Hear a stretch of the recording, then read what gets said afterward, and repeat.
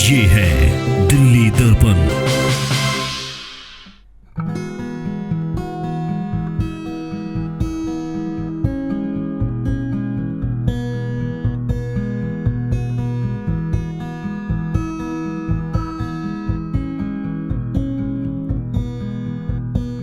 नमस्कार, मैं हूं राजेंद्र स्वामी। आप देख रहे हैं दिल्ली दर्पण टीवी।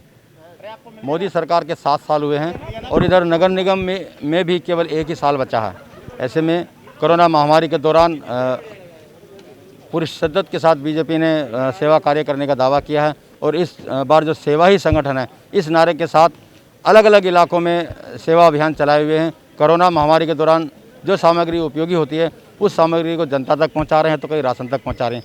ऐसे ही कार्यक्रम में हम सेक्टर 9 रोहिणी में खड़े हैं। यहाँ ऋतु गोयल जी हैं, स्थानीय निगम पार्षद के साथ साथ उप महापौर भी हैं। इनसे बात करते हैं। ऋतु जी, कितनी इस समय लगभग कोरोना समाप्ति की ओर है, जो दूसरी लहर है, अब इस समय इसकी कितनी ज़रूरत आपको लगती है कि होना?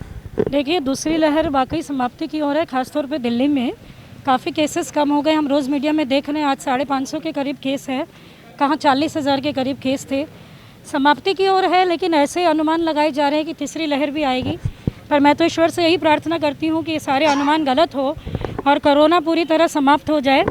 लेकिन जो चीज़ें आज सामग्री दी गई है, चाहे वो स्टीमर हो, चाहे विटामिन सी हो, चाहे ऑक्सीमीटर हो या मास्क हो, अभी ये समय नहीं आया है और अभी भविष्य में, निकट भविष्य में भी ऐसा नहीं है कि जो है इन सब चीज़ों की आवश्यकता नहीं होगी, क्योंकि अभी कोरोना चल भी रहा है और बहुत समय तक, जब तक कि पूरे देश में एक एक व्यक्ति की दोनों डोज ना लग जाए, पूरी तरीके से टीकाकरण ना होकर कोरोना ठीक ना हो जाए, तब तक इन सब चीज़ों की आवश्यकता है। दिल्ली के हालात काफ़ी ख़राब रहे हैं।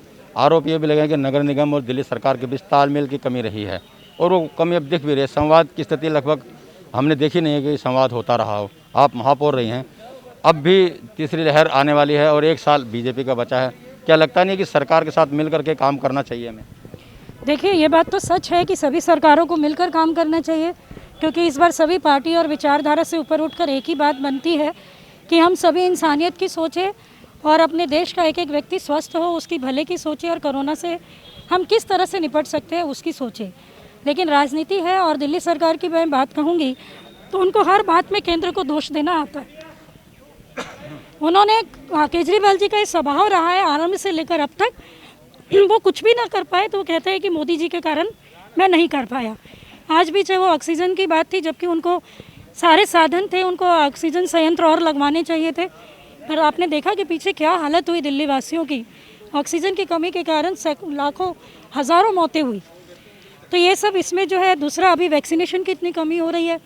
तो ये स्टेट गवर्नमेंट का भी एक अपना अधिकार है, उनका दायित्व है कि वो अपने बलबूते पर करे। दिल्ली के अगर मुख्यमंत्री है तो दिल्ली के हित की खुद सोचे, ना कि बात बात पे केंद्र को दोषी बनाए। कह रहे हैं कि जो कंपनियां हैं वो स्टेट को डील नहीं करती हैं, वो मना कर देती हैं। केंद्र अगर खरीद करके राज्यों को दे तो ये एक अच्छी स्थिति है, इसमें थोड़ा आसानी होगी। उन्होंने ग्लोबल टेंडर जो किया था उसमें वो स्टेट को डील नहीं करती, लेकिन ऐसे वो चाहे तो ले सकते हैं। अब वो ग्लोबल टेंडर करेंगे तो स्वाभाविक है कि पूरे विश्व की दृष्टि से तो किसी कंट्री को, किसी देश को ही मान्यता दी जाएगी।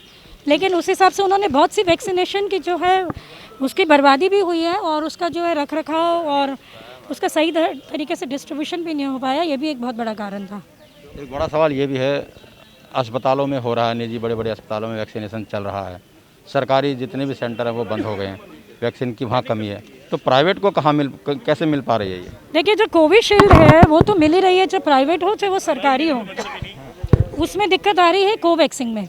कोवैक्सीन जो है उसकी कमी ज़रूर है, कोविशील्ड ही मिल रहा है। अगर आप प्राइवेट हॉस्पिटल में भी देखेंगे तो आपको कोवैक्सीन ज़्यादा नहीं मिल रही है, वहाँ भी दिक्कत ही है। और कोविशील्ड तो आप सरकारी भी ले सकते हैं। एमसीडी कितना कुछ कर पाई इस कोरोना काल के अंदर? क्या एमसीडी का बहुत महत्वपूर्ण रोल था, उसको नकारा नहीं जा सकता। आज गली गली, चप्पा चप्पा, एक एक अपार्टमेंट, एक एक बाज़ार, एक एक पार्क में जो सैनिटाइजेशन का काम हुआ है, सीधे सीधे नगर निगम ने किया है। सैनिटाइजेशन जो है इस महामारी में बहुत महत्वपूर्ण रोल अदा करता है और वो नगर निगम ने किया। दूसरा, कोविड मरीजों का घर घर से कूड़ा उठाने का कार्य हमारे सैनिटेशन के बंधुओं ने इतना बड़ा अपने जान पर जोखिम लेकर जो वो कूड़ा उठाया है। और इस बार तो कितनी बड़ी तादाद में जो है कोविड मरीज़ थे। मैं अगर अपने क्षेत्र की बात करूं तो मेरे क्षेत्र में 78 सोसाइटीज़ आती हैं, तो पहले जो 4-5 घरों में कोरोना हुआ था, इस बार 40-50-60% एक सोसाइटी के घरों में कोरोना हुआ। और उनका कूड़ा किसने उठाया? वो बायोमेडिकल वेस्ट हमारे नगर निगम के सिपाहियों ने उठाया।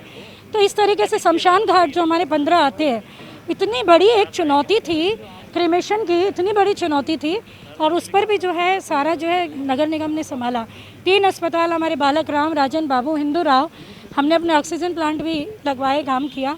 तो इस तरीके से काम तो नगर निगम ने किया ही है, लेकिन दिल्ली सरकार की आदत है कि वो केंद्र को और ना ही निगम को ना तो सपोर्ट करती है, ना ही वो कभी सारी कमियां भी इस पर निकालती है। तो मुझे लगता है कि महामारी में चाहे कोई भी पार्टी हो, इस तरह से सोचना ठीक नहीं। केंद्र सरकार का भी कहना है कि बहुत काम किया है, मोदी सरकार ने बहुत काम किया है। दिल्ली सरकार भी कहती है कि हमने कोविड में बहुत अच्छा काम किया, अस्पतालों में दवाइयों के इंतजाम, बेड बढ़ाए, सब कुछ बढ़ाए। एमसीडी भी कह रही है बहुत अच्छा काम हुआ।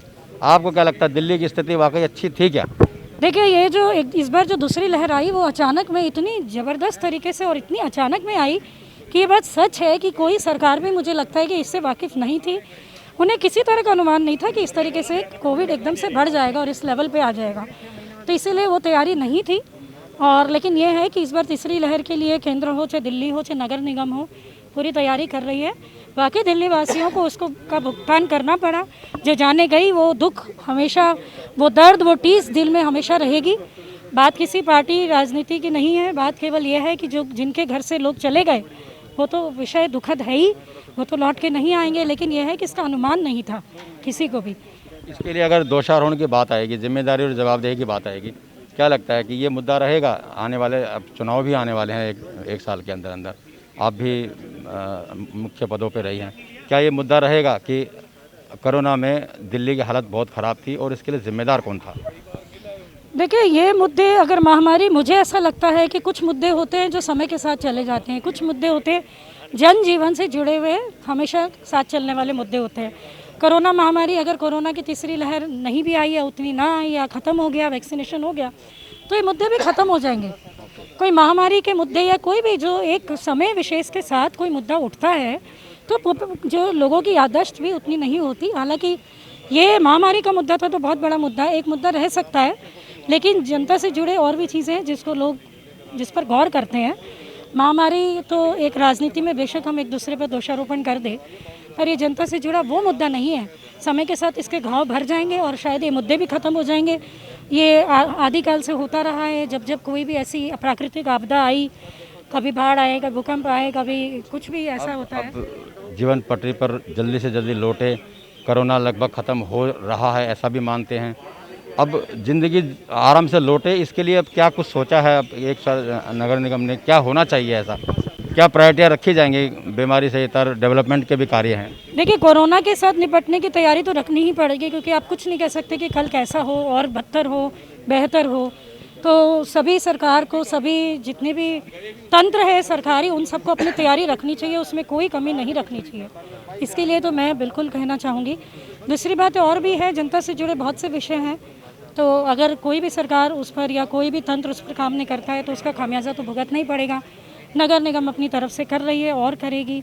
और इस बार ये ज़रूर है कि कोरोना का जो ये 1.25 साल बीता है, इसने सभी तंत्र को थोड़ा कमज़ोर किया है। नगर निगम को भी आर्थिक रूप से, चाहे वो दिल्ली सरकार का सौतेला रवैया रहा हो, चाहे वो कोरोना की जो आर्थिक मार रही हो, उसके कारण बहुत झेलना पड़ा। लेकिन ऐसा नहीं है, हम प्रयासरत है, करेंगे और मुझे उम्मीद है कि बेहतर होगा। और जनता भी समझेगी कि परिस्थितियाँ आती है, जाती है, लेकिन अगर भाव अच्छा हो और काम करने की क्षमता हो, हम अपना 100% दें और हम इंसानियत से बढ़कर कोई ऐसा ना सोचे, कोई ऐसा विचार हमारे दिमाग में ना आए, तो सब कुछ खुद ब खुद अच्छा होता जाएगा। सेवा ही संगठन है। निश्चित रूप से इस तरह के जो सेवा कार्य चल रहे हैं, क्या संगठन को शक्ति मिलेगी अब आने वाले टाइम? बिल्कुल, भाजपा ने सेवा ही संगठन एक मूल मंत्र दिया। और जब से कोरोना महामारी आई, वैसे तो हमेशा ही, जब से महामारी आई, लगातार हमारा एक एक कार्यकर्ता, हमारे सभी प्रदेशों के अध्यक्ष, हमारे राष्ट्रीय अध्यक्ष, हमारे नीचे के एक एक कार्यकर्ता सभी सेवाई संगठन से जुड़े रहे और विभिन्न तरह के सेवा के प्रकल्प लेके जनता के बीच, बहुत जब पीक पे कोरोना था तो भी उन्होंने किया जितना बना। मैं ये तो नहीं कहूँगी कि 100% हर व्यक्ति सक्षम होता है, लेकिन काम किया है और करना भी चाहिए। अगर करा है तो इसमें कोई बहुत मतलब कि घमंड की बात, गर्व की बात नहीं होनी चाहिए। काम करने के लिए ही एक जनप्रतिनिधि चुना जाता है और ये विपत्तियाँ इसीलिए आती है कि इसमें सही और गलत का फैसला हो सके। और सेवा ही संगठन भारतीय जनता पार्टी का ही नहीं बल्कि पूरे विश्व का एक मंत्र होना चाहिए कि सेवा ही अगर संगठन बन जाए, हर व्यक्ति के अंदर सेवा का भाव हो, तो वो सही मायने में एक अच्छा इंसान बनेगा।